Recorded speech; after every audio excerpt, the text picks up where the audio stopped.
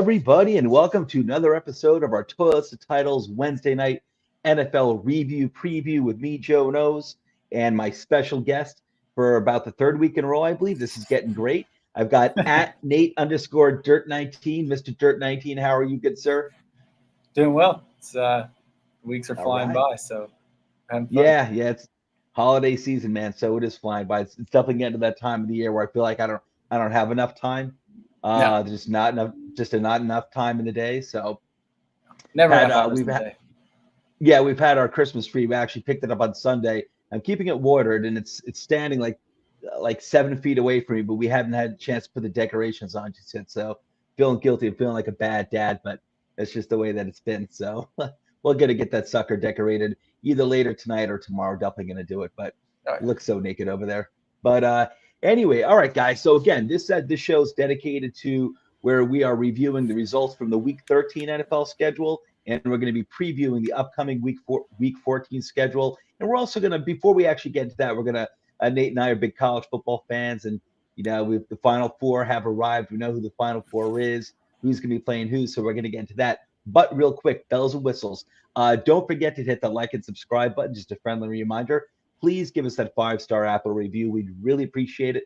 Takes like 30 seconds. If you're sitting on the John, you got some time, just 5-star Apple review for Toilets to Titles. Where you can find the show: Apple Podcast, YouTube, Podbean, Spotify, and Facebook, where you have two pages. One is Toilets to Titles, and the other is When a Family Breaks, which is our Facebook page dedicated to the trading of sports memorabilia. And also, don't forget, patreon.com/Toilets to Titles, where you can learn how you can further support the show in many different ways. And toiletstotitles.com, our website, launched August 1st. It's wonderful. Absolutely love it. It has all of our videos and articles, tons of fantasy and NFL football content. Check it out. It is great. I absolutely love it. And following this show tonight, starting at around 10:30, somewhere between 10:30 p.m. and 11:30 p.m. Eastern Standard Time, is Dollars to Deuces with Rich and Nate, my co-host right now. Nate's doing double duty on Wednesday nights right now. So that's co-hosted by Rich and Nate. That is our weekly NFL and NCAA football betting advice. Mostly NFL, right? But a little Yeah, NCAA betting advice in there. yeah. We may do Yep, a little we'll special be. thing when all the bowl games kind of get closer and squared out, but there's just so many of them. It might take Yeah, 2 hours to go through there's 40 some bowl games. yeah. So They're fun, man. It's fun oh talking yeah, college football. It's so wild. I absolutely love college it is. football. And anyone has any questions, send them through the chat. And Rich and Nate will address every single question you have. So, Oh all yeah. right, let's dive into some content over here, Mr. Dirt19. NCAA Final Four discussion. We have Alabama. The rankings are out now. It was Georgia who was at number one for the vast majority of the season, pretty much since since week 4. Georgia was holding on to the number one until they were stomped, until they were basically curb stomped by Alabama last week in the NCAA. I'm sorry, in the NEC. I'm sorry, in the SEC championship game. So Alabama now has the 1 seed. Michigan is, and Nate, what hat are you wearing right now? I got my Michigan, baby. Michigan That's right. Wolverines hat on. And that's actually kind of my sweetheart team that I'm rooting for now. I like Jim Harbaugh a lot. They had a great season. For a while, it looks like he's been on the precipice of being fired. I always felt like he was kind of like ridiculed too much. I mean, Michigan's always had talent, but they haven't really lived up to that talent for a long, long time. But it's not easy to take over a college program, even as an accomplished NFL coach. It's not easy, in my opinion, to take over a college program that all of a sudden turn it around in 1 season, maybe 2 seasons. But here they've arrived, and they're at number 2, which is probably the highest they've been ranked in a long time at the very end of the season, of the very end of the regular season.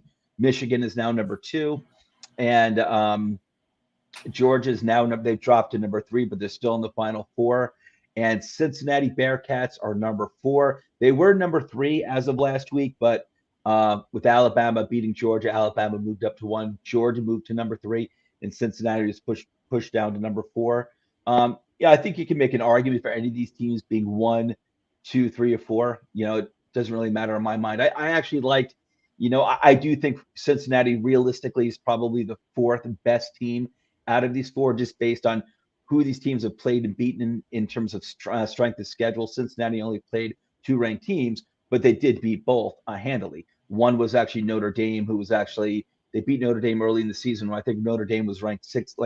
Actually, I think Notre Dame was ranked seventh at the time, and they beat him something like 27-13 or something like that. So they took care of business pretty well. And then they beat Houston, who was ranked, I think, like 24 last week, and they beat him pretty handily, whatever the score was. But the other teams, Alabama, Michigan, Georgia, they've all played like 4 or 5 ranked teams and, went like 4-1 or 5-0 against them. So, but I remember there was an announcer. I was watching the Michigan bowl game last week, and in that one of the announcers, I thought made a good point. He said that he's like, hey, just keep it clean. There's one undefeated team here, and it's Cincinnati. Put them at number one. And I thought that was a fair point, because you can make arguments for Alabama. I think that's the strongest argument, but Michigan, Georgia, and I thought Cincinnati being undefeated, that was a good clear argument. But I think this actually reflects reality. What do you think? You have a problem with these rankings at all? Does it make any difference to you? Doesn't really to me. It part of it does, part of it doesn't. I don't know. For me, it was tough for Alabama to jump all the way to 1. I know they beat the number 1 team, but I mean, I don't. To me, that kind of was odd. More so, it just seems like the BCS loves Alabama, which whatever, they're good. I can't take that away from them. They're like a tier above everyone else. Yeah, Nick Saban is phenomenal, talent wise. Yeah, I would have rather seen the SEC matchup if it was like or Michigan 1, Alabama 2, Georgia 3, Cincinnati 4. Because I don't know. I don't know how Michigan will fare against Georgia. I'm obviously going to be rooting for them. I think they can beat them. I do. I do too. I do too. I don't know if I love Cincinnati. You know that I've been betting with them all year. Luke Fickell is phenomenal. He was tied to a bunch of jobs, and I'm glad. I don't think he's leaving Cincinnati right now, which I like. Desmond Ritter's been phenomenal. But Jerome Ford, running back for Cincinnati too. Awesome. Monster beast. I don't know if Cincinnati can hang with Alabama. We're going to find out. Georgia, what they did to Georgia was something else. And I think I was listening to a show earlier today, and the guy's talking about Alabama and Georgia, and Nick Saban specifically. When you are a quarterback like Georgia has, I can't think of his name. I just had it and I forgot it. Doesn't matter. Bryce Young. Oh no, that Georgia has, or Alabama's Bryce Young. Georgia's is it's like Stetson, I think. Is it Stetson? Yeah, is that his name? Yeah, and he's like pro style, not a running quarterback. And that Nick Saban can stop that. That's easy. Yeah. He struggled with like the Lamar Jackson type quarterbacks, or just that even the RPO spread option kind of thing, spread offense. And Michigan does switch it up a little bit with 2 quarterbacks. I guess I don't want to get the horse or the wagon ahead of the horse there talking about them, but I think they can give Georgia some fits. I think that's going to be a really good football game. I hope Cincinnati keeps it close with Alabama. I would love to see Cincinnati beat Alabama. That would make my year. Oh my God, that would turn the world upside down. Absolutely. But I had a feeling about last week's game. I had picked Alabama to beat Georgia because pretty much the point you were just bringing up, at least on the show that you were listening to, where Nick Saban is going to tear apart your traditional pocket quarterback. A guy who's not, pocket passer, someone who's not really an athlete. He's going to pretty much tear that apart. And to be honest, like the strength of Georgia's team is by far their defense. And I think with Alabama, I think you got to really have some, if not overwhelming offensive talent, you need to have a special quarterback, kind of like a Lamar Jackson type of guy, or who can, who's just an excellent athlete, scramble, buy more time, buy yards. You're gonna need that. So, but I'm really looking forward to this Final Four. It's gonna be great. Do you want to take some picks between? I guess we got a few weeks anyway, but as of right now, Alabama versus Cincinnati and Michigan versus Georgia. Who you taking? And this is subject to change over the next few weeks. I'm sticking with it. I'm going Bearcats. I've been with them. I've been riding them, and we've been hot. I don't want to switch it up. I don't want to jinx them by me not picking them. Yep. They've been winning. You've been on Cincinnati the whole year. Yep. So I'm sticking with the Bearcats. I want to see the Bearcats and the Wolverines. I want to see them playing in Indy for the national championship. So I'm obviously taking Michigan over Georgia. So. Yeah, you know what? I'll tell you. Well, you know what? All right. So I'm going to take Alabama over Cincinnati, but I do think it's actually going to be a better game than Alabama Georgia was. I don't know if it's going to be close, but I think it's going to be closer. Let's see. I think that What were we going to Cincinnati's say? offense, Cincinnati has a better, more, I guess, more explosive offense, I think, than Georgia. I think they have the ability to score. Yeah, I think so too. And not that Georgia hasn't scored this year, because obviously they have. Yeah. But I think Cincinnati has a little bit different style of an offense than Georgia runs. Yeah. I think, Yeah. I think that'll kind of help them. Yeah. I guess it would have been cool to have like Alabama and Georgia play each other. And then have Michigan and Cincinnati. So you guaranteed one of those non-SEC teams playing an SEC team. That would have been cool. But I am going to take Alabama over Cincinnati. In the Michigan-Georgia game, man, that is – I think I'm going Michigan in that game. Their defense is stout too. I mean, their defense is really stout. Aiden Hutchinson's creeping up on that number one pick. I think it's either him or Calvin Thibodeau. So obviously Thibodeau's been there, but I don't see any reason why it can't be Hutchinson. Yeah, for the most of the year, I've been hearing, Thibodeau for the most of the season. I heard Thibodeau's name linked with the first overall pick, which makes sense, especially since this is kind of like a QB weak draft. But over the past few weeks, I hear Asa Hutchinson, or I hear Hutchinson more and more and more. So it's going to be. He'll be out in your neck of the woods Saturday night. Oh yeah. He's the Heisman finalist. Yeah, so. That's right. Yeah. So I'm looking forward to seeing who's going to win that. He is, and I think he's the only defensive end, and I guess you don't get too many defensive ends. I don't remember if Chase Young was. Maybe. At all. I don't even know if Chase Young was a finalist. He might have been. I don't remember. I mean, he had a phenomenal year, his final year. But yeah, he's Hutchinson's in the running for Heisman, and deservedly so. He's just an absolute. He's a game changer, man. He really is. I mean, he is. I know he won't be picking unless the Giants are picking within the top 3, which I don't think they're going to. But we still have like 4 or 5 games to go. They could wind up, unless the Giants are picking top 3. I don't think they have a chance. That guy, he's not making it past 3. He's probably going 1 or 2. So unless someone trades up to get a quarterback, but we'll see. Anyway, okay, let's move on to the NFL stuff. Week 13 results. Let me get rid of this over here. All right, so we got the Week 13 results over here. The first game was the Thursday night game. The Cowboys, who are now 8-4, defeated the Saints, who are now 5-7. The final score is 27-17. This is a game. This is how I think the spread at the time was like 5.5 points or something like that, if I recall correctly. 4.5 points. So I think I took it at 4.5 on Wednesday, so I don't know what it closed at, or maybe it closed at 4, maybe. I think it was, but I was taking the Cowboys all the way. Yeah. I've been saying for a while, I just don't buy into the Saints, even with Jameis Winston. I've been referring to their offense as smoke and mirrors, basically just, Sean Payton and Alvin Kamara when Kamara was healthy, and now that they haven't even had Kamara for the past 2 weeks, so no wide receivers, no quarterbacks, really nothing on offense to go with. So wasn't surprised by this result as well at all, I should say. Anything special about this game you wanted to talk about, or you wanted to call out? I think they need to shut Zeke down for a couple weeks. But what's that, my friend? I think they need. I think Zeke needs to sit. He should have sat. He shouldn't have played. Yeah. I think that was actually. Oh, go ahead. I'm sorry. Playing on Thanksgiving was that Thursday. They had a week till the next Thursday. If he would have sat that day, and not played till this coming Sunday, that's a long break, and that could have been what he needed. I mean, most likely the Cowboys are going to win the NFC East, and definitely.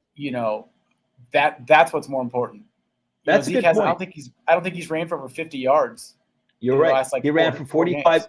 You're right. He ran for 45 yards in this game. Tony Pollard, on the other hand, ran for 71 yards on 7 carries, and he had a touchdown. And Zeke only had 2 yards in the receiving game anyway. That's not his strength anyway. But you're right. Zeke only put up 45 yards on the ground, 13 carries.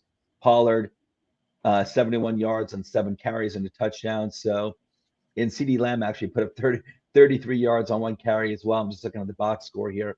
So CeeDee Lamb had a nice game, 89 yards receiving, 33 yards on the ground. How many catches did he have? CeeDee had 13 targets, 7 receptions.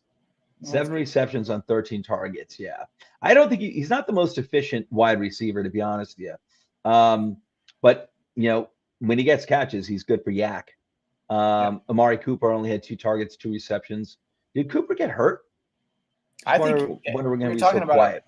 Talking about last night on the show with Andrew and Justin. I don't know if he's fully healthy from COVID. I think it affects everybody differently, and I think he was still feeling it, to be honest with you. Mm-hmm. So I mean, you're probably right. You're probably right. They need to get those guys rested up for the playoffs.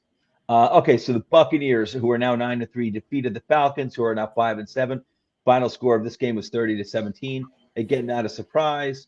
I think the Falcons overall, considering having a good season, I thought maybe, when the season started, I thought the Falcons would have maybe 3 wins at the end of the year. But they're 5-7, and they've actually been in the playoff hunt for this season. So, but this game wasn't a surprise here at all. Anything on this game that you wanted to call out at all? Tom just doing Tom Brady things, threw for 368 and 4 touchdowns. So you got it. 368, 4 touchdowns. Leonard Fournette's having a really, really, really nice season. Only 44 yards in the Fournette. Me too. I love that. I love Fournette. I love that he's on Tampa Bay with all those other, veterans. Just what a team that they've compiled.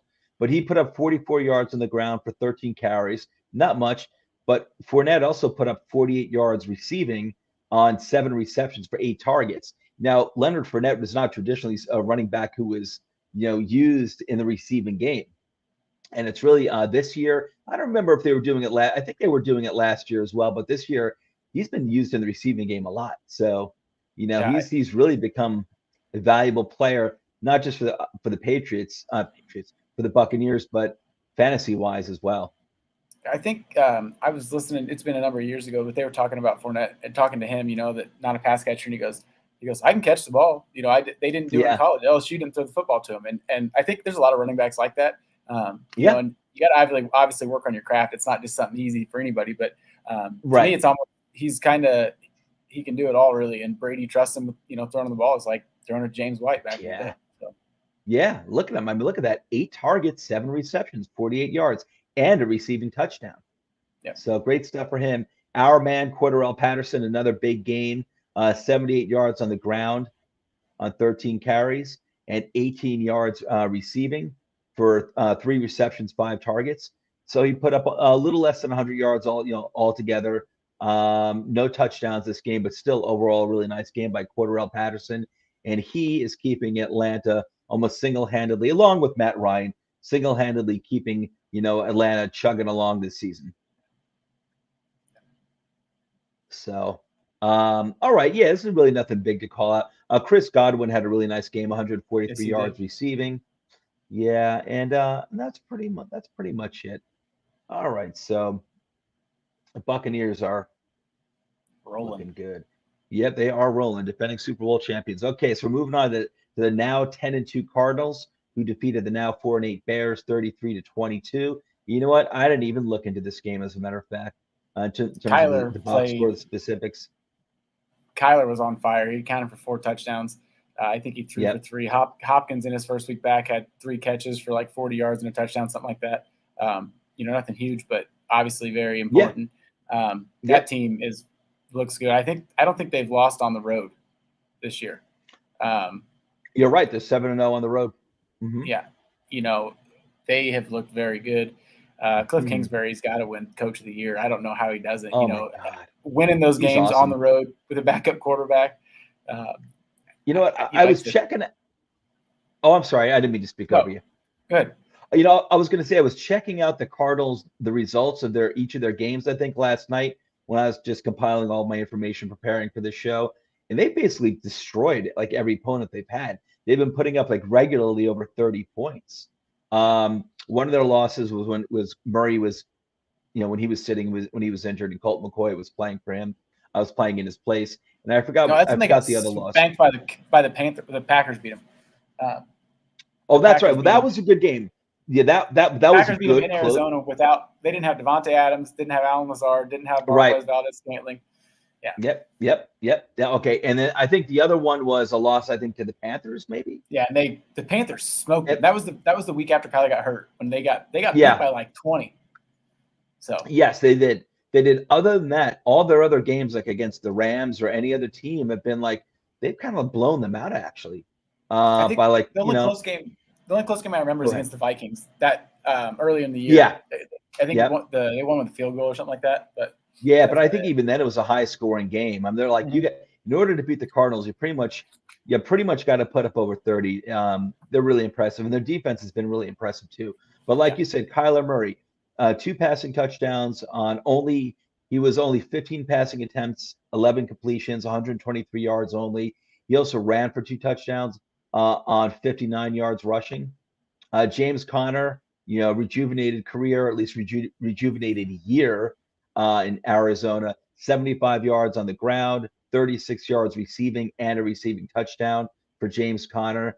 So he was the star of the offense besides Kyler Murray. Hopkins, only 32 yards on 2 receptions, but a receiving touchdown.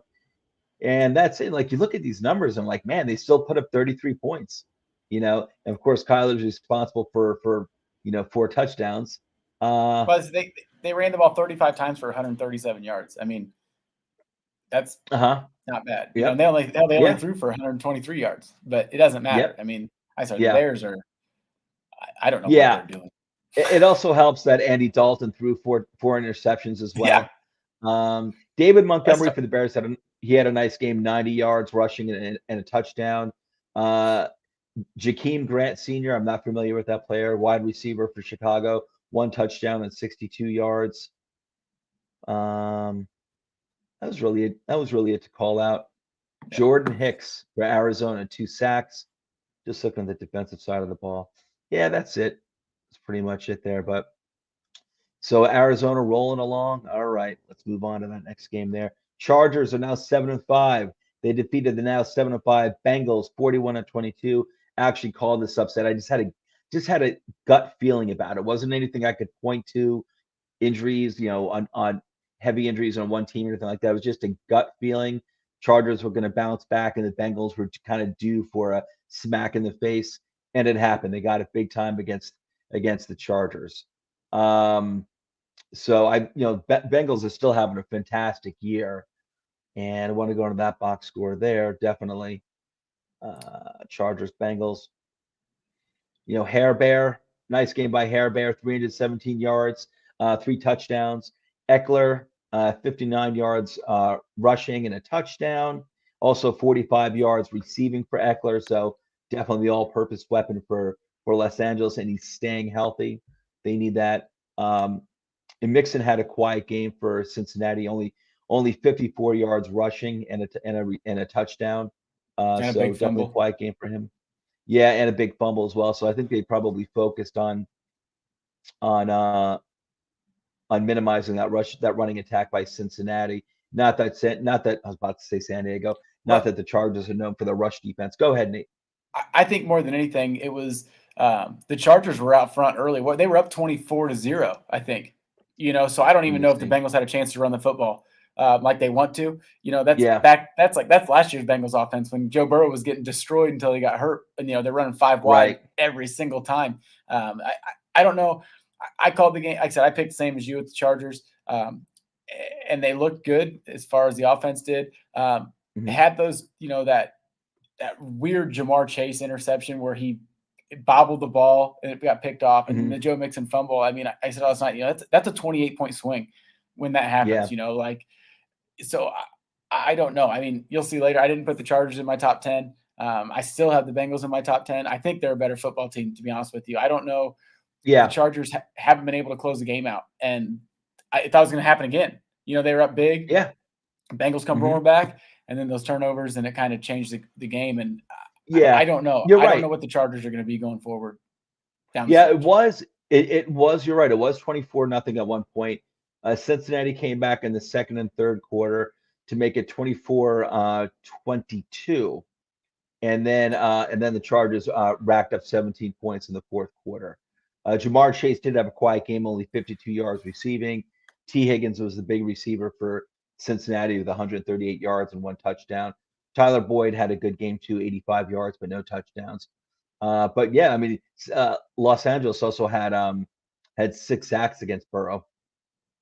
So they definitely did some. I mean, yeah, they definitely did some damage there. But I don't have the Chargers in my top 10 list either. I've got the Bengals. I have the Bengals on there though, just like you. But Chargers are still in the thick of things. Obviously, the 7-5. They still have a really talented team and a really talented quarterback. So I'm not counting them out, but I definitely want to see more consistency from them. Yep. All right. We got a win here. We got a win for our Detroit Lions. Yeah, Detroit Lions are no longer winless. They deserve the win too. They had a lot of close games this year. They're now 1-10-1. The Lions defeated the now 5-7 Vikings, 29-27. So good for Cincinnati. They can get that. They can get that winless streak is gone. They have their first win of the season. And I'll tell you, for me, the story really is the Vikings. Like, that's too talented of a team to be 5-7. I'm not surprised because this is kind of like what the Vikings do. This is like a Vikings thing that they do. Just they're better than this. I don't understand how. I mean, well, number one, Mike Zimmer has to get fired. I think. I don't know he's better than what he has showed. They can't get rid of Kirk Cousins. And not that Kirk Cousins he's played very well this year. He was 30 of 40 with 340 yards and 2 touchdowns. Big game. Goff, big game. And Goff 25 of 41 for 296 and 3 touchdowns. They both got sacked 3 times. My big thing with the Vikings is, Mike Zimmer loves to blitz. Why are you not blitzing? Goff is terrible under pressure, absolutely terrible. And you're giving him all the time in the world. Rushing 3 guys. That's just bad coaching. Yeah, I mean, their defense isn't what it used to be. The Vikings used to have a really, really stout defense, and it's not what it used to be. But I don't know. On paper, I think and maybe I'm wrong. I mean, but to me, on paper, I think their defense is good enough where with this really talented offense, they should at least be, instead of 5-7, they should at least be 7-5. It should be reversed. And they've had a lot of tough games this year too as well. And they've been the short end of some very close games against very good teams. I remember. Go ahead. Go ahead. I was just going to say, I remember checking out the results of all the Vikings games. Not yesterday, but I think last week, just for shits and giggles. And they had been like in every single game. I don't think there was one blowout. Like every game, was within a touchdown. So they were hanging tough with everyone. For me, that at some point the coach needs to do something to have the team ready for those close games. There's something wrong. And it's like I said, it'd be one thing if Kirk Cousins is throwing interceptions, doing dumb stuff like that, but he's not. He's playing very good football. Not.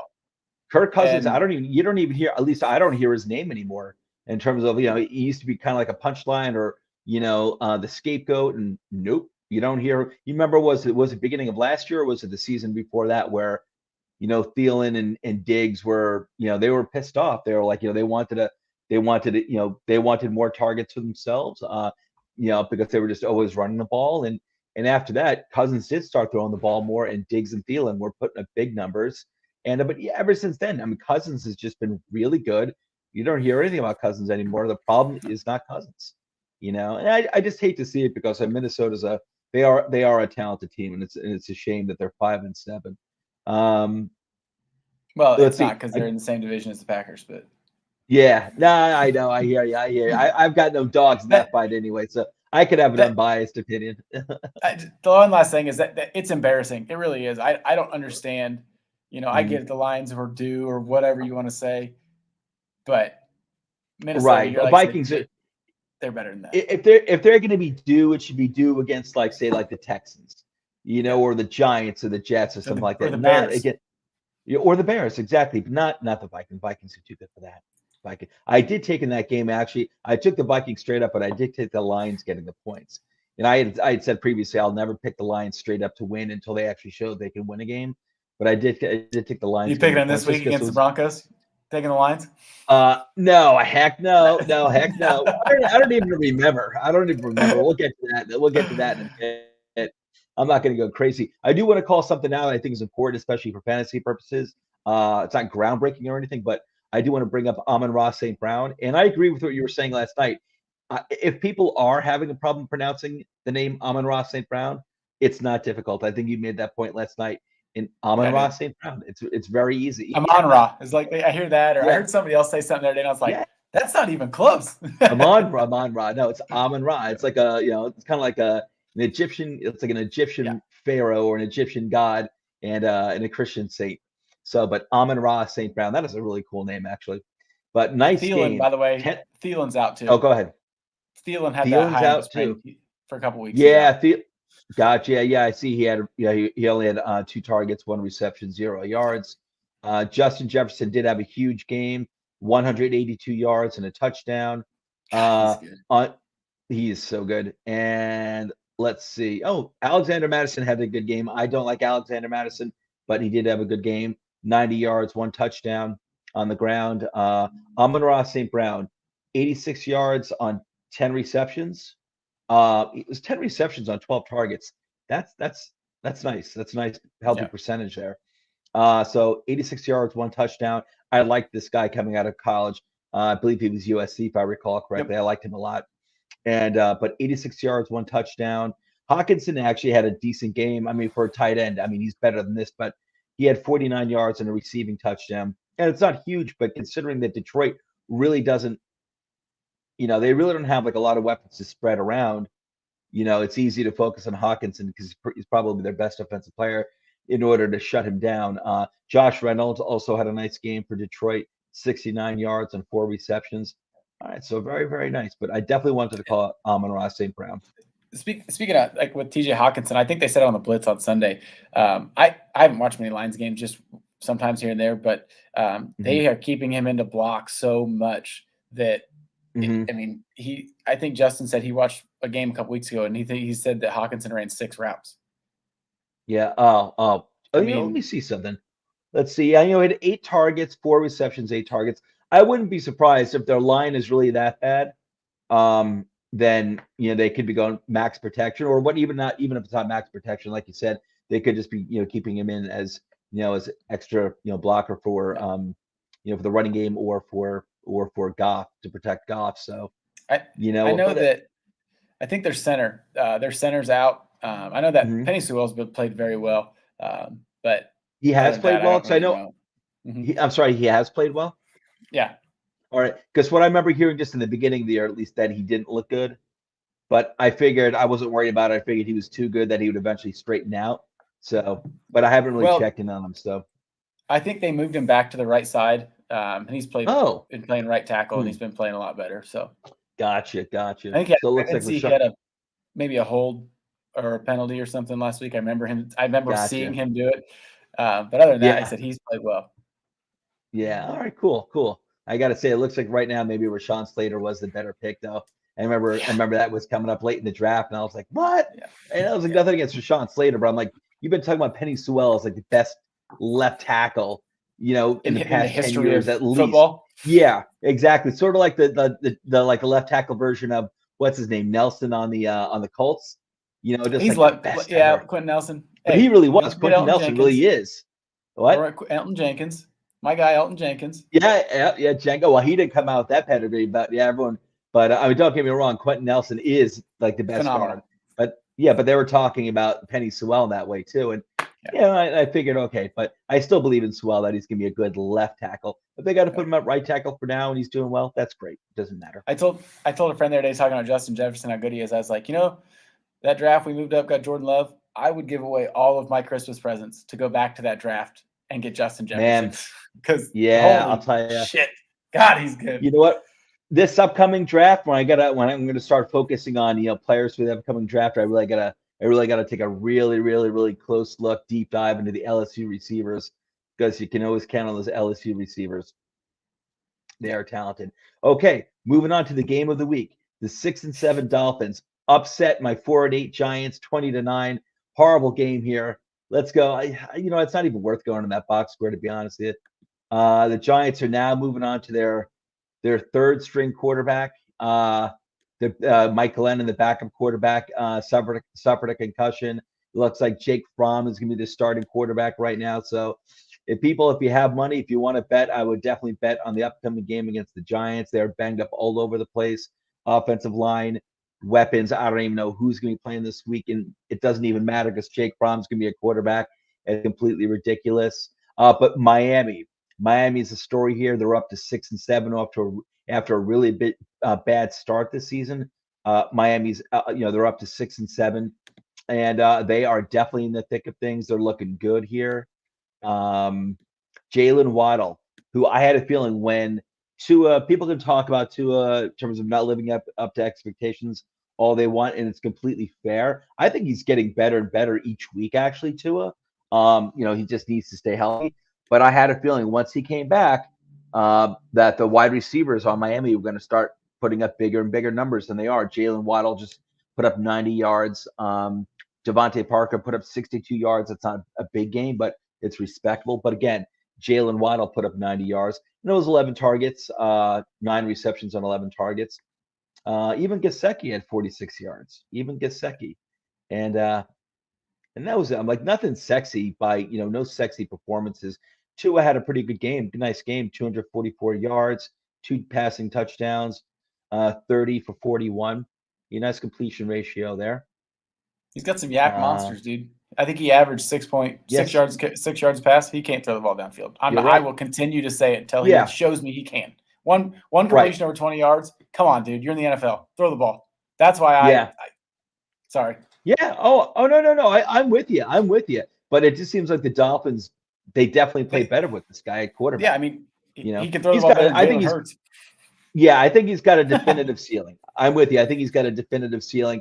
And, but I think if he stays healthy, I think he could wind up being not a great quarterback, but serviceable, until they can maybe draft someone better or trade for someone.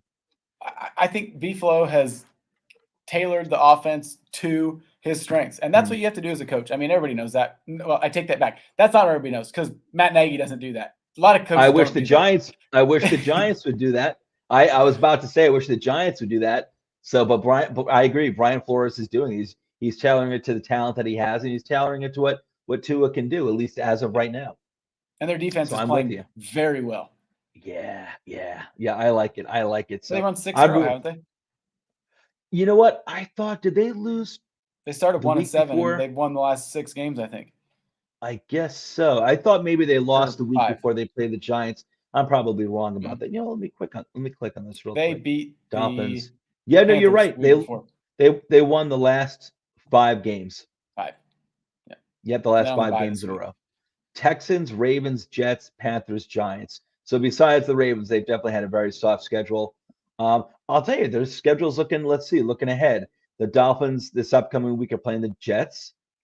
Then they're playing the Saints. Okay, so they're on bye this week, but then the last 4 games, the Jets, very winnable, even though it's actually in Miami. At the Saints, that's very winnable. At the Titans, winnable. You got to say at this point that's winnable. And then the last game is the Patriots. So if they got to win that last game to get into the playoffs, they're in trouble. Yeah. And those games they've won are games that they would have lost if they. I mean, at the start of the year or when they were 1-4, even you're like, this team stinks. Like, what's going on? Yeah. And then those games come, and I mean, they lost to the Jaguars. If anything, this year it seems like it doesn't matter what weekend it is. And that's how the NFL usually is. It just anybody can win, but it's hard to win in the NFL.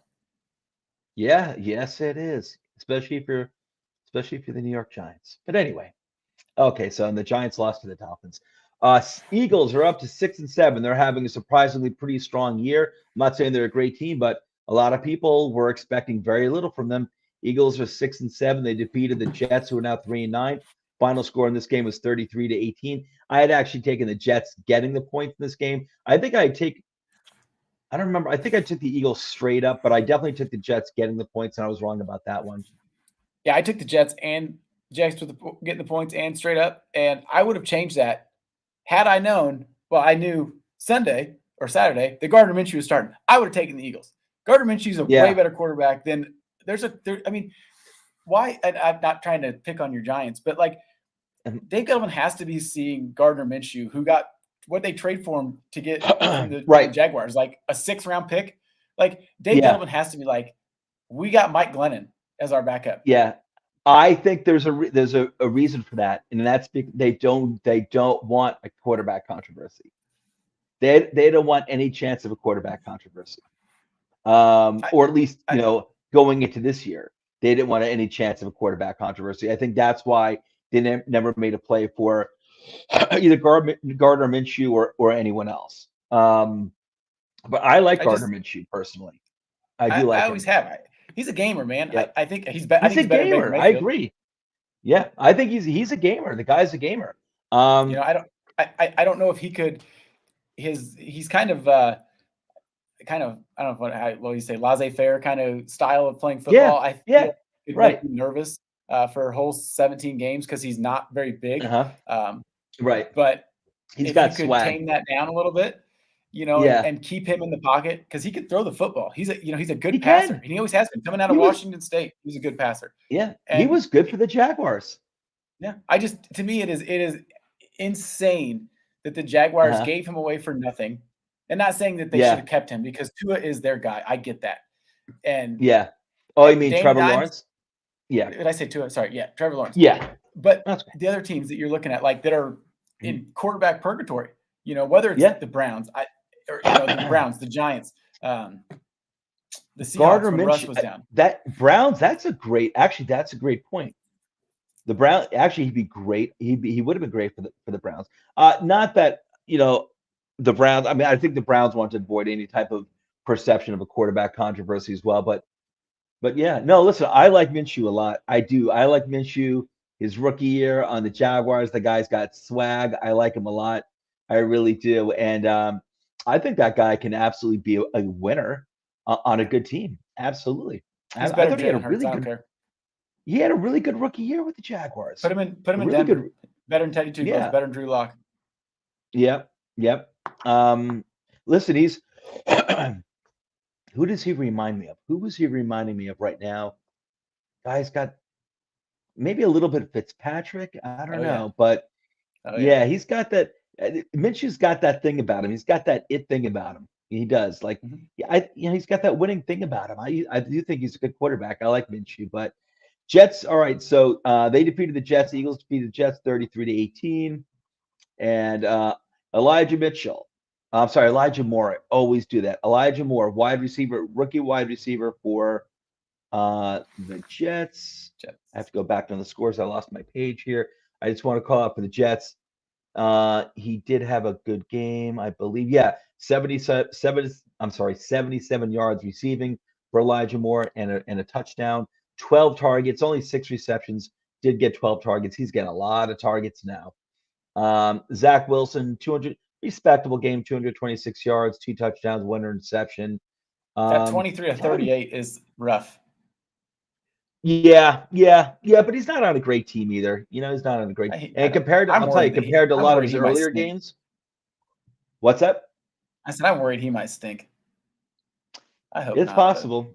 It's possible. I think they need to get this guy some more weapons too, but I think he needs to just get experience. Not that I'm sold on him. I'm not sold on him, but I'm definitely not giving up on him either. No, Kevin Coleman, nice game for Tevin Coleman, 58 yards rushing, but also 19 yards receiving for 77 yards combined. Not bad for a guy who wasn't even being used for most of the season.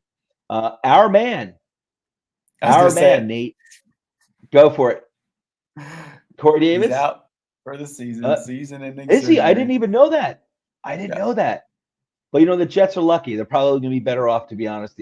Corey Davis, our man, our wide receiver one on the Toilets to Title All Stinks team. Corey Davis, 2 receptions, 3 targets, 15 yards. And I remember people like, ooh, Jets signed Corey Davis. I'm like, whatever. Who gives a shit? Gives a shit. I'm like, and Jamison Crowder is another one I don't like either, but he had a pretty good game, 62 yards receiving. I think Jamison Crowder is going to start. I said it maybe I said it yesterday on the show, but I should have had it on the waiver wire episode. He's a sneaky one to pick up if you can. I think he's going to. I'm not that he's really good, but I think he's going to get a lot of targets, and he can catch the ball. So they don't really have much else. Yeah, he had 6 targets, 4 receptions. Yeah, I would take Jamison Crowder over Corey Davis. But Crowder, to me, Corey Davis was like another Jamison Crowder. To me, they were interchangeable. Like I remember people a few years ago when he was on the Cardinals, people saying, "Oh, not the Cardinals, Washington." People were like, "Oh, Washington got Jamison Crowder. Jamison Crowder's coming back from the disabled list or whatever the injury report." And I'm like, well, whatever, man. Like the guy never does a damn thing. On the Eagles side, Gardner Minshew, our man, 20 for 25, Nate. Thank you. 20 for 25, 2 touchdowns, 242 yards, averaged 9.7 yards. So he averaged 9.7 yards per completion. Nice job there. Miles Sanders, nice bounce back game, 120 yards. Kenny Gainwell had a good game. Good for him. I love Kenneth Gainwell. He had 54 yards. Yeah, he had 54 yards on the ground and a rushing touchdown, and he had 33 yards in the air. So that's 88 yards for Kenneth Gainwell. And Sanders actually had 22 yards in the air too. Devonta Smith, quiet game for him. I feel bad for that guy.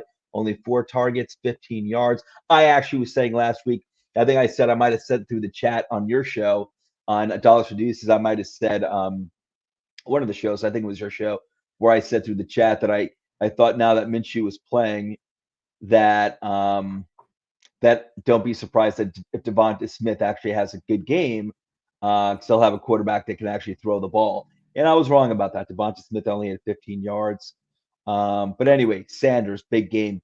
Gainwell, big game. Gardner Minshew looking good, 20 for 25, 2 passing touchdowns. Oh, to Dallas Goedert, 6 for 105 on my bench in Frankenstink. Oh, yeah. Look at that, 105. He was on your bench. 105, 2 touchdowns. Didn't matter. Still won. Yeah. Oh, man. I'm looking forward to the Frankenstein playoffs. All right, moving on to the next game. The Colts, who are now 7-6. This is a team that you and I are consistently calling out. You and I are really, really high on. And Justin loves us because Justin is Justin here at toiletstotitles is a huge Colts fan, but he tries to be non-biased, and he tries to be realistic, but neither Nate or neither of us are Colt fans, and we're both on the Colts bandwagon. They are 7-6 now. They defeated the Texans, who are now 2-10, 31-0. I thought this was the type of game that the Colts should put up. No type of close game, 24-21 or something like that. Lay down the law against the Texans, and that's what they did. I thought they really kind of needed a game like this. Now, after their slow start where they were 0-3 or 0-4 to start the season, the Colts are now 7-6. Yeah, 0-4, huh? The Colts are now 7-6, and we're going to check out our top 10 list in a little bit, and we both have the Colts up very, very high. Kenny Moore had another interception too, which is big. He's played. I'm sorry, very, very who well. did? Kenny Moore, defensive back. He's been phenomenal. Let me see. I'm not even familiar with him. Let's see. Did you just make him up? No, I promise. Kenny Moore the second. You're right. There is a Kenny Moore the second. He's got never even heard of the guy. 4 picks this year. Does he really? Okay. Yeah. Interception. I'm looking at. They also had 4 sacks too, huh? All right. Look at that. Yeah. Colts defense is looking really, really good. Obviously, Pittman had a nice game, 77 yards on 6 receptions. Quiet. Not Pittman's put a bigger game than that, but that's respectable. What happened? Sorry, you keep talking. Let me look at this for a second. Oh, go ahead. Jonathan Taylor, another monster game, 143 yards on 32 carries. Again, Jonathan Taylor, 32 carries. That's like Derrick Henry numbers. 32 carries, 143 yards, 2 touchdowns. Nothing in the receiving game for Jonathan Taylor, but he doesn't need to do anything. So Carson Wentz, 16 for 22, 1 passing touchdown. Anything big you can share with us, or is it work or family related? Yeah, no. I was scrolling through and I was looking at the Texans thing. This Kamu Grugier-Hill linebacker out of Eastern Illinois, the home of Jimmy Garoppolo and Tony Romo. Really? Yep. He had 20 tackles for him. Wow, this is for Houston? Yeah. Oh, wow, you're right. 20 tackles, 10 solos, and a sack. Holy I cow. I thought that was wrong when I scrolled. I was like, holy shit, dude. I got to go see if he's available on any IDP stuff. Oh, that is crazy. That is crazy. Yeah, that's a lot. So he was drafted in 2016, huh? Wow. Incredible. Go Panthers. I think that's Eastern Illinois. That's incredible. The Cougars? I don't remember. That's incredible. Wow. And I think Doug Mills is starting for the Texans, which is not good. They're toast too. Yep. Mills went 6 for 14, 49 yards passing. 49 yards passing. There's nothing to call out here by Houston. But Jonathan Taylor did most of the damage. Again, 143 yards on 32 carries, 2 touchdowns. I'm so glad I stole him a few weeks ago in Frankenstink from Andrew Campy. I'm sorry, Andrew, but it did feel good. And it was perfect timing because I lost Derrick Henry with his injury that same week. So it was perfect timing for me. Let's see. All right, so the now 6-6 Washington football team defeated the now 6-6 Raiders 17-15. They're both 6-6 now, both 500, and the score is reflective of that. Final score was 17-15 Washington. Two very average teams and a very average score. Nothing sexy here in this game. Besides, the one thing that I thought was Antonio phenomenal, Gibson. Well, of course, always that kicker for the Washington football team literally got signed the day before. I don't think he's kicked in the NFL, and he makes a 48-yarder to win the game. Like, there you go, good for that guy, Brian Johnson. Yeah, good for that guy. Brian Johnson. Good for that guy is right. That's awesome.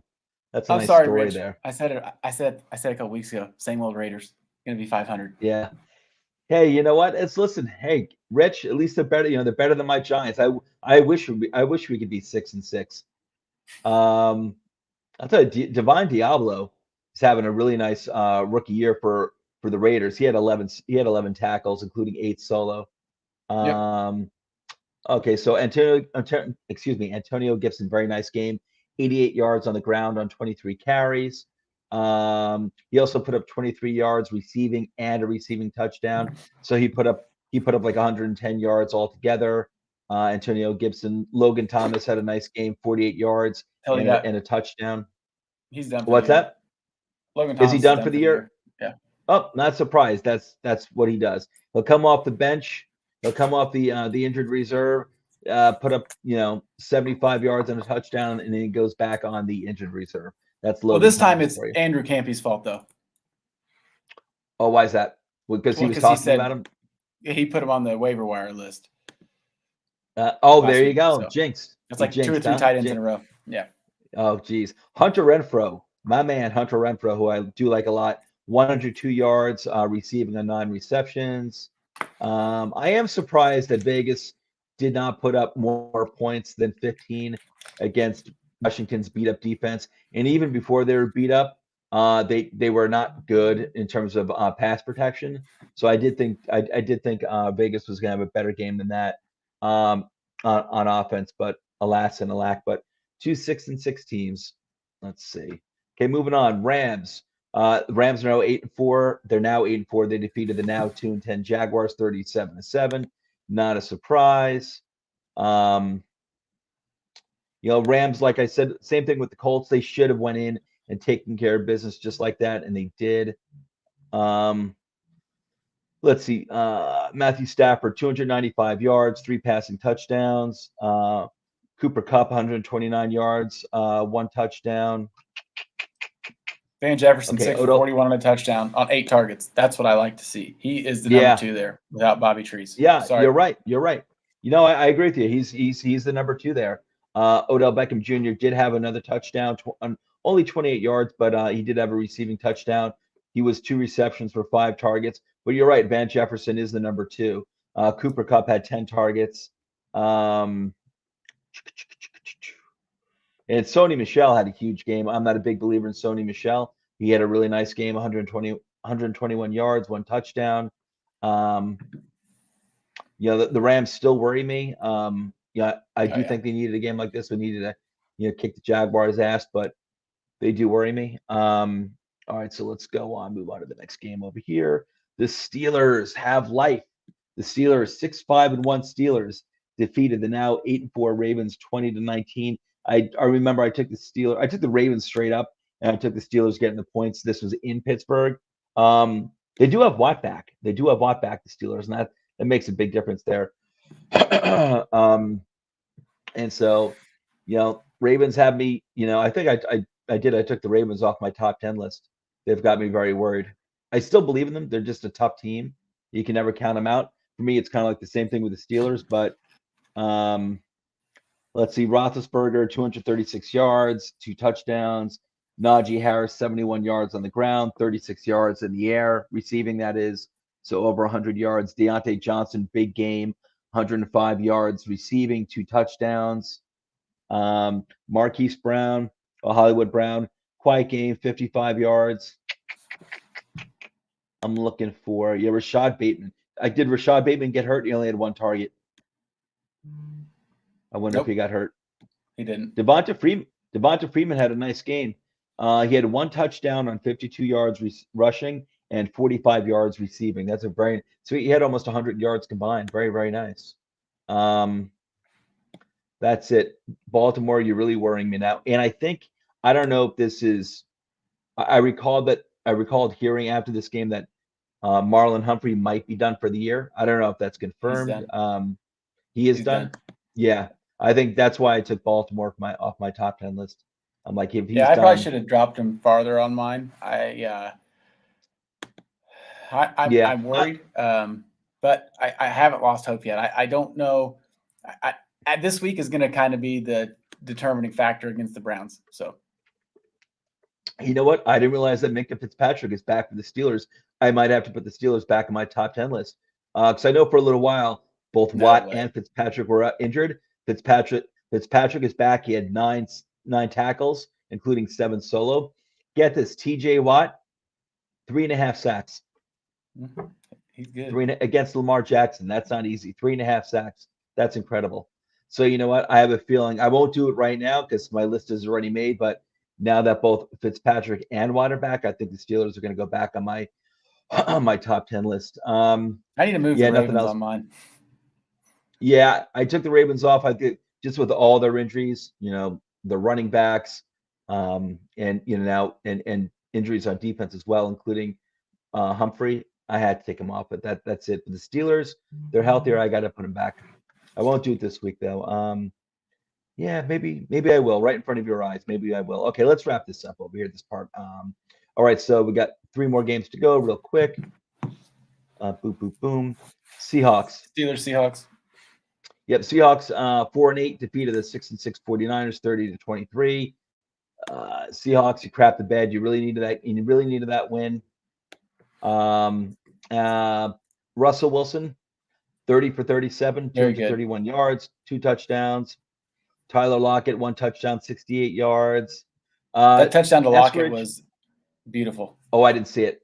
It wasn't very long, but it was just like a perfect fade. Like, just how good Russell Wilson throws a hell of a football, and it was just perfect. And I was like, that's what I've been waiting for. Yeah, he does. And our man Eskridge, who we were talking about last week, Eskridge, 35 yards, but he had a touchdown. He's a rookie. Mm-hmm. That was pretty good. Very nice. One thing about just looking. All I got to say. Go ahead. Because Debo's gone, and anyways, it feels to me after, especially this game, I know they've won a few games here and there. They're almost like the Vikings. I just don't think they're good enough. Yeah. Like that's it. That sounds really stupid. Or like the really 49ers? Like way out. Yeah, I don't think they're good enough. The 49ers can't stay healthy. They cannot stay healthy. It's incredible. I don't know what it is. I just like I said, just like they're not quite good enough to close games out. Right. To like those close games, like you said, whether it's coaching. I mean, it's a little of both. I don't know. I just don't think they're good enough to do anything. Yeah. For me, in my opinion, from my perspective, the 49ers and their injuries, that's just, like they cannot stay healthy. George Kittle had a great game, 181 yards, receiving 2 touchdowns. Elijah Mitchell, 66 yards rushing and a touchdown, also 18 yards receiving. And a concussion. And a concussion. I wasn't aware. Yep. Left the game, came Geez. back, had symptoms on Monday still. No, geez. All right. So yeah. So he probably won't be playing this upcoming weekend. Probably. All right. Let's move on to the next game real quick. Let's wrap this up. The Sunday night game, 8-4 Chiefs. The Chiefs are now 8-4. Everyone out there who's not a Chiefs fan, especially in the AFC, be very, very wary. The Chiefs are back, it looks like. They don't feel like the Chiefs of the past few years, but they are 8-4. They survived a rough stretch there when they were looking really shaky. They defeated the now 6-6 Broncos 22-9. I thought this game would be a little closer. Broncos would report more points, but the Chiefs took care of business over here. Let's see. I'm just going to move on to the next game. The Patriots. Everyone, you were hoping that the Patriots would be done. Brady was gone. The divorce was complete. And here you are, the Patriots. It looks like the AFC very well may be running through New England again this year. I'm not completely sold on that. But the Patriots took care of the Bills in Buffalo Monday night. That was a really good game. I'm a huge fan of running offense, of old school football, ground and pound, cold weather. It was cool to see that. And Patriots took care of the Bills 14-10. And that's the type of game that actually played into the Patriots' hands because the Bills don't have the running attack for that anyway. But they took care of Buffalo in Buffalo 14-10. So it looks like the AFC East is definitely running through New England. Old McCorkle Jones, 2 of 3, 19 yards. Hell of a game. Awesome. That's his middle name, by the way. Is it really? Is it McCorkle? Yeah, Michael McCorkle Jones. So that's why they call him Mac. That's why they call him Mac. There you go. I like Macaroni Jones better. I like Macaroni Jones better too. 2 for 3, 19 yards passing. I love it. Damian Harris, 111 yards on the ground, 1 touchdown. Look at the receiving numbers. Well, of course, Mac Jones only threw for 19 yards, so there are only 19 receiving yards. That was amazing. Combined between Jonnu Smith, Brandon Bolden, and Nelson Aguilar. Ramondre Stevenson had a nice game too, 78 yards on 24 carries. Ramondre Stevens had 24 carries for 78 yards. Damian Harris only had 10 carries for 111 yards. 1 touchdown. He did have that like 64-yard touchdown run, so that kind of skews things a little bit. But they couldn't stop him. I was watching that whole game. They couldn't really stop Damian Harris. He was the man. All right, so let me. You know what? That was that. All right, so you know what? Real quick, let me. I want to see. No, I mean all the Bills obviously had quiet games. Josh Allen, quiet game. Stephon Diggs, quiet game. Yeah. Nothing to talk about. Dawson Knox, not a good look for him. He had some key drops there. All right, so the Week 14 picks. All right, let me do share screen real quick. Speed this up a little bit. I know I'm taking a long time. That's fine. All right. Let's do this. Share that. All right. Everyone can see that. All right. So these are our top 10 lists here. I've got mine on the left and Nate's on the right. Can you see that screen there? I can. Kind of. Okay, cool. Well, it's all right. I can make it work. I got my paper in front of me too, so I wrote it down. Okay, cool. So I've got my number 1 team as the Buccaneers, and I'm going myself. My argument all along has been, until proven otherwise, that this is the defending Super Bowl champions, loaded with veterans, loaded with talent on both sides of the ball, really good head coach, and most importantly, Tom Brady as quarterback. I'm sticking with them. They're 9-3. You've got the Cardinals, who are 10-2. And they are overall having the best season so far. And I got the Cowboys at number 2. I'm sticking with that very powerful offense that really doesn't have any weaknesses on offense at all. Quarterback, tight ends, offensive line, wide receivers, running game. Zeke is probably beat up or whatever his problem is. They still have Pollard. It's still a 2-headed monster. And I think their defense is good enough where I keep them at number 2. You got your Green Bay Packers at number 2 because you're such a homer. You just love them too much. You're just blinded by your loyalty. But I've got the Packers at number 3 because the Packers are for real. They've got the quarterback. They've got a good offensive line. They've got the running game. They've got wide receivers as well. And while their quarterback is a legendary quarterback now, I mean, he's just not now, but that's who he's always been. Just an incredible quarterback, just an absolute difference maker. And more importantly as well, not more importantly, but very importantly, because the Packers traditionally don't have this, and that is a solid defense, a good defense. Packers have it. They've proven that throughout the entire season. I've got them at number 3. Jay Alexander practiced today, by the way. Oh, so he's going to be back soon, Sunday. Huh? He can play Sunday, but I don't think he will. But yeah, he's back. Yeah, but he's going to be back soon. It's not like he needs to rush back anyway because they're 9-3 without him. So that is huge. You got the Buccaneers at top 3, at number 3 there. So you're also NFC. The top of your list is NFC heavy, just like mine is. Mine's actually 5 deep on the NFC. 1 through 5 are NFC teams. The bottom 5 for me are AFC teams. Number 4, I've got the Rams. I'm still buying into the Rams. I do think there's a difference between. I don't think the Rams are the best team in the NFC. I don't think they're certainly not the best team in the NFL. But I do buy into their talent, their veteran talent, and their head coach. I'm keeping them at number 4 ahead of the Cardinals, believe it or not. And that's probably going to change sometime soon. But I'm still buying into the Rams and all their veterans that they have, and their experience over the Cardinals, even though the Cardinals are 10-2, and the Cardinals they handily beat the Rams earlier this season as well. You've got the Patriots, your first AFC team, making an appearance at number 4. You've got the Colts, who I'm also very high on as well. They moved up number 1. They moved up 1 spot to number 5. So you got the Patriots and Colts at 4 and 5. I've got the Rams and Cardinals at 4 and 5. At 6, I've got the Colts. You have them at 5. I have them at 6. For me, I actually moved the Colts up 4 spots this week, and that's not because of the win they had against a crappy team like the Texans. I just feel better and better about them every week, and it's in comparison to the rest of the teams around the NFL. I'm like, you know what, the Colts, they're just solidly built team. So I have them as my number 1 AFC team right now. They took the place of the Titans, who I've taken off the list. I was crying about that; it hurt because I love the games that. Yeah, I just love the victories the Titans were pulling out of their ass, the earlier part of the season, but it's just too many injuries. You've got the Chiefs at number 6. You move them up a spot.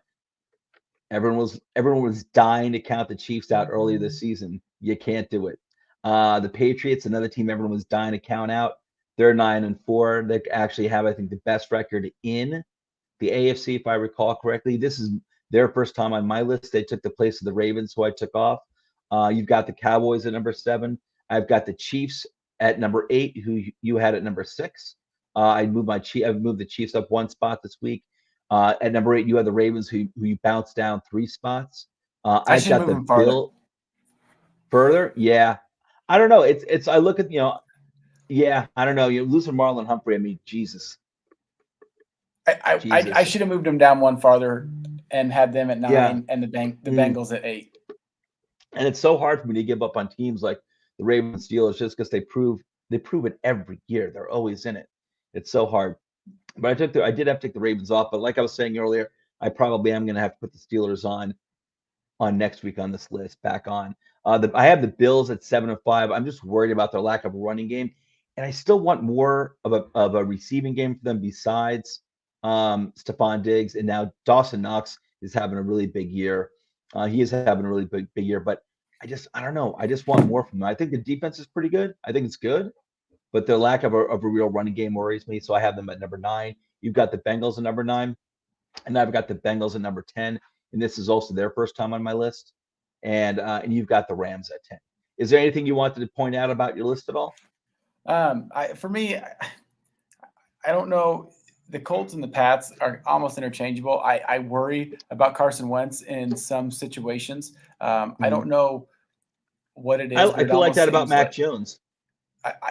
He's still overall, like an unproven. I mean, I don't know if unproven's the right word, but he's still a rookie.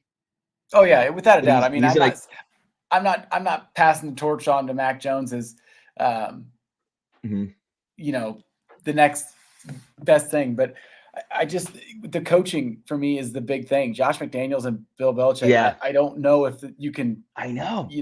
They have Mac Jones doing exactly what he's supposed to do. What is good for him? He's not making dumb throws.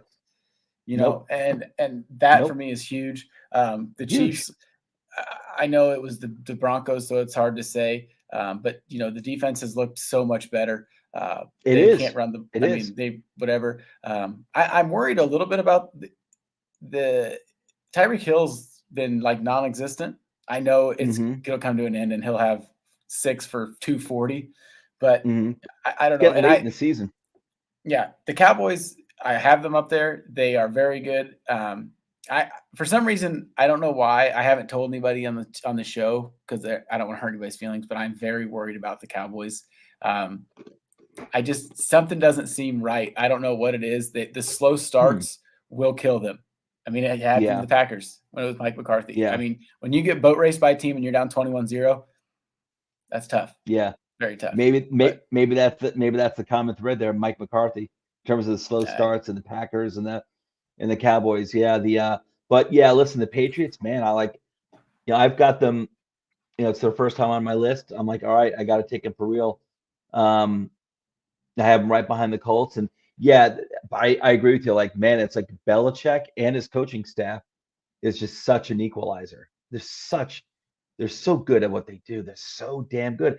And they probably are, I don't know, I guess they probably are the best team in the AFC. But like I said, like it's still a young team. And especially younger quarterback. I'm not crazy about their wide receivers. They make it all work. That's what they've done for a long time. But listen, I got the Patriots. The thing for the receivers for me with the Patriots, and it's the same thing. I mean, it's why Baker Mayfield's not good because Mac Jones throws anticipation. He throws to the open spot that the guy's going to be at. Those Patriots receivers know where they're supposed to be when they're supposed to be there. Right. They're in the NFL. They're going to catch the football. I mean, it's not like, you know what I mean? So how is that so hard? How is it so hard for other teams to look at the Giants? I'm like, how could you not like? What's wrong? It's like you come over from New England. What's going on here? How come these guys? How come this offense looks completely lost? It's incredible. I mean, for me, it's like I don't know. I guess the Giants you could say it too, but like the Raiders to me, they kind of look like what the hell's going on, and I think the team is just not built well for me. I don't know. I feel like Rich, the Raiders just like make picks. Random dudes, like they're not trying to build the team, if that makes sense. I don't know, maybe not. Right. And that's what the Patriots do too. They have their systems. They get guys who fit their systems, and it all works out. I love that. I really do. That's why I love Bill Belichick. He's got that. Belichick's the best coach ever. Any sport doesn't matter. He could literally go coach cricket tomorrow, and in a year probably be the best cricket coach there is. Yeah, you're probably right. I'm sure. I don't know anything about that sport. You swing a wooden paddle at a ball with wickets or something. Me neither. I don't know anything about it either. All right, so let's go through the let's see our picks. So the results, week 13. Week 13, I had a great bounce back week. After like 5 really bad weeks in a row, I had a great bounce back week. My week 13 results with the spread, I went 12-2. Straight up, I went 10-4. Year to date, my results with the spread, I'm 108. 83-3. Straight up, I'm 115-79.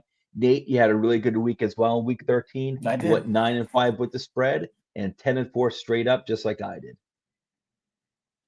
So, all right. So now the NFL week 14 picks. The teams with the bye: Colts, Dolphins, Patriots, and Eagles. I can't wait till the bye is over. I'm getting sick and tired of the byes. Steelers at the Vikings. And by the way, everyone, I get this point spread off of ESPN, and I just updated it like 10 minutes before the show started. So this is ESPN spread. Steelers at the Vikings. The Vikings are giving 3 points. I was taking the Vikings giving the points and the Vikings straight up. How do you feel about this? I think I might be changing this, knowing that Watt and Minka are back now. No, I am taking the Vikings -3 and Vikings straight up. I don't think the Steelers are good. So I know they looked good last week. Yeah, but I don't know. I think the Vikings are a better football team. Thursday night football in Minnesota. It's not crazy at all. That's gonna be a good game. That's gonna be. Let's see. I am changing it. The Steelers getting the points, and because this game is tomorrow, so I can't change this on Sunday. You know what? I'm going to go for the Steelers getting the upset. I'm changing it. Now that I know that Watt and Fitzpatrick are back, To me, that is a huge difference. Oh, yeah. Yeah, I'm going to go with the Steelers with the upset. That's Okay, so okay. Ravens at the Browns. Yeah, Ravens at the Browns. Browns minus they're giving. I'm sorry, the Browns are giving 2.5 points. Man, this is a tough one. I was taking the Ravens getting the points and the Ravens straight up because Browns can't pass the ball anyway.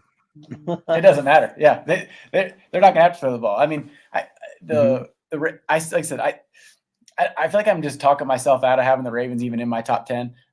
Their offensive line is very bad, so the Browns defense will do well against that. Nick Chubb, best there is. Yeah, and they've got Hunt. He's back. Yep. So I wouldn't be surprised if I change this pick on Sunday morning. Wouldn't be surprised. Jaguars are the Titans. Titans are giving 8.5 points. I took the Jaguars. I got to change that again. Jaguars have just been horrible. I'm going to take the Titans giving the points. Me too. And taking the Titans straight up. Yeah, same thing. Jaguars have just been horrible. Raiders at the Chiefs. The Chiefs are giving 9.5 points. I'm taking the Raiders. This game's in Kansas City. 9.5 points. I'm taking the Raiders getting the points, and I'm going to take the Chiefs straight up. I'm taking the Chiefs with the point. They're giving up the points and straight up. I don't. I don't know. I mean, the Raiders put up 15 points last week against Washington. They couldn't stop Taylor Heineke. Right. Sorry. Right. I hear you. I just like these AFC West divisional matchups. I think they tend to be really, really tough. So I'm going to take the Raiders getting the 9.5 points. I'm definitely taking the Chiefs straight up. Saints at the Jets. The Saints are giving 5 points. I don't know why. I'm taking the Jets getting the points. I'll take the Saints straight up. I can't do that. I'm taking the Saints. Taking the Saints all the way around. I think Kamara's back. So, practice he's back, huh? All right, I might change that Sunday morning. We'll see. I'll probably change it. Cowboys at Washington. Cowboys are giving 4 points. I'm surprised. I know it's in Washington, but I'm still surprised that the Cowboys are only giving 4 points. But Cowboys are giving 4 points. I'm taking the Cowboys giving the points and the Cowboys straight up. Yeah. What's it? I am too. Even though historically Washington does give them a hard time. Yeah, I'm taking the Cowboys both ways. Yeah, somehow I'm taking the Cowboys both ways. I don't feel good about it though. Yeah, Falcons at the Panthers. Panthers are giving 2.5 points. I'm taking the Falcons getting the points and the Falcons straight up. What say you? Yeah, same here. I don't know how the Panthers are favored. I had no idea how that happens. Well, it is in Carolina. They just fired their offensive coordinator last Sunday. It's not his what's fault. his name? Joe Brady? Joe Barry. No, Joe Brady. Joe Barry is the Packers defensive coordinator. Yeah, Joe Brady. Oh, same thing with honestly, same thing with for the Giants when they fired what's his name? Their OC, Jason Garrett. He wasn't. I wasn't a Jason Garrett fan, but I couldn't put it on him. They're insanely bad offense, to be honest with you. All right, so let's see over here. So I'm sorry. So you're the same Falcons getting the points. Falcons straight up. Yeah. Okay, especially with McCaffrey out for the year. Yeah. Seahawks at Titans. Seattle's getting 7.5. I'm sorry. Seahawks at Texans. Seattle's giving 7.5 points. I got to take Seattle giving the points and Seattle straight up. Yeah, I think they might be better without Jamal Adams. Maybe they'll get a guy in there that can actually play defense because Jamal Adams should be a linebacker. He stinks. That's right. That's right. Cover. He should be a linebacker. He should be a linebacker. Cover. But he's done for the season, right? Yeah, he's done. And I don't know, Doug Mills is he's not very good. I think the Seahawks will be able to get a lot of pressure on him. Yeah. So you're the same way. You're taking the Saints both. I keep saying you're taking Seattle both ways. Yeah. Yeah. Okay. Lions at the Broncos. So this is in Denver. Broncos are giving 8.5 points. I'm taking Broncos giving the points and the Broncos straight up. Yeah. I know I said last time on the show, I don't trust any Denver receiver. I still don't. This game will be different because how bad the Lions defense is. Javonte will have a huge game and carry them to victory and their defense. I am worried about the Broncos defense because before last week, their leading tacklers, the top 4 tacklers on the Broncos, were all in the secondary. That is not a recipe for success, for sustained success. So that'll be tough. And DeAndre Swift might play, I guess. I don't know. Oh, I got to check that out. I'm still taking the Broncos anyways. Yeah, I got to take that. And yeah, you're right about the Broncos receivers. I have always been really high on Cortland Sutton, but he's been having a very, very quiet year. So I wouldn't be shocked if I wanted taking the Lions getting the points Sunday morning, but I'm going to leave it this way. Right now it's Broncos giving the points and Broncos straight up, and Nate is on board with that. Giants at the Chargers. The Chargers are giving 10 points. I'm taking the Chargers giving the points and the Chargers straight up. Same here, and that line's moving. Like I said, before this, when I checked, it was down on FanDuel where I gamble. It moved the full point, but they don't have any receivers. Moved to full point. It was because this morning it was Chargers minus 10.5, and then now it's minus 9.5 because Mike Williams and Keenan Allen are out, but Jalen Guyton and Josh Palmer and Jared Cook, they'll be fine. So Eckler, like he's going to be. They're not going to be able to hit. They can't handle a running back like Eckler. The Giants defense, that is. So I'm taking the Chargers giving the points and the Chargers straight up. And that game is in Los Angeles, but it doesn't matter where it's played. 49ers at the Bengals. I had a tough one with this one. Actually, this line spread as well, and I guess it's because when I first looked at it yesterday, it was actually. This line had spread. It had changed. I thought originally the Bengals were giving the points. This game is in Cincinnati. Now it's the 49ers giving 1.5 points. I'm actually, as of right now, my initial instinct was, and this is a tough game for me. My initial instinct is I just have a feeling it's going to be, oh man, so Elijah Mitchell's injured, huh?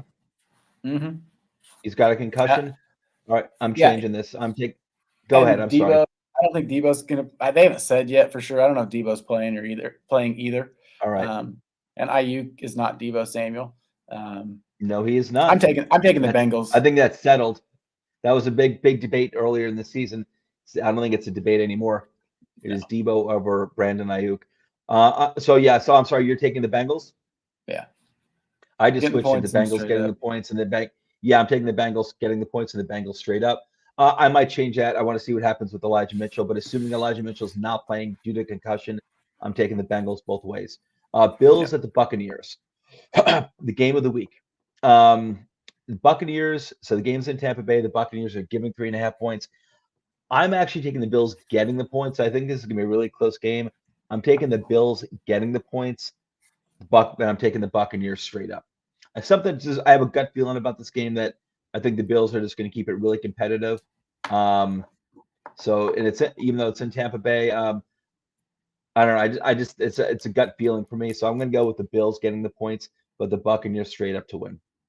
I'm taking the Bucs both ways. Both ways. I think something's wrong in Buffalo, and I feel like it's going to be torture on those fans. They just got beat by Bill Belichick after they thought they were going to be the AFC guys, East guys forever. Now they got to go see Tom Brady. You're right. Good point. I don't trust the Bills. They should not be 7-5. They should not be 7-5. Bears at the Packers. Packers are giving 12.5 points. I'm taking the Packers giving the points and the Packers straight up. Yeah, I mean, not even trying to be a homer, but that's okay. Later on Dollars and Deuces, I have a couple of unders I picked. Some of these division games I feel like aren't going to be super high points. A lot of them. I feel like this one probably will score more points. Not necessarily the Bears, but I don't know. I think Justin Fields is starting. Yeah. Oh, okay. If he's I'm still taking the Packers. Their defense is very good. The Packers could win 27-13 and they'd cover the spread.